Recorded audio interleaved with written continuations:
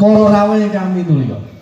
Kethek niku kenang apa kok iso gelem diperintah juragane krana duwe ati aku urip kaya ngapa ana sing makani aku juragane titen. Sami Allahu liman hamidah ngerti ngangkat tangan malih. Masya Allah. Kaya kedhek niku kok le ngaji Safinah tenanan niki, Mbak. Nggih. Wong kadang jenengan kula sami nek takbir wae tangane ora pas kalih punggake, enten napa mboten? Ada. Goceki dengkul iso kliwat, enten napa mboten? Arek napa tangi saking tahiyat awal, ngangkat tangan napa mboten? Ngangkat napa mboten? Nek mboten berarti kalah kali. Pertanyaannya mung simpel, Mbah. Le nonton kula niku. Lah iya, Rek. Kowe iki trimo pakani tela godhog, dikeki banyu putih, diperintah pengiran, diperintah juragane kok langsung menyang.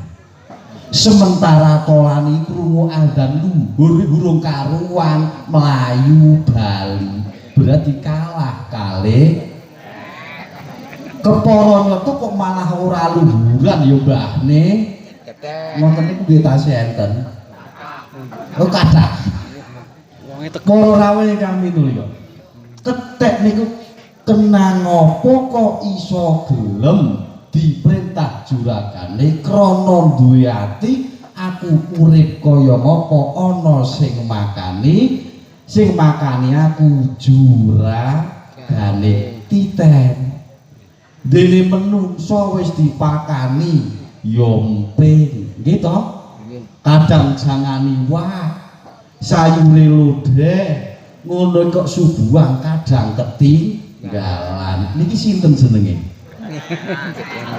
sinten? Tasih enten? Tasih enten? Wis muga-muga mboten dadi kethek. Allahumma dadi syukur niku maknane titen. Maknane napa?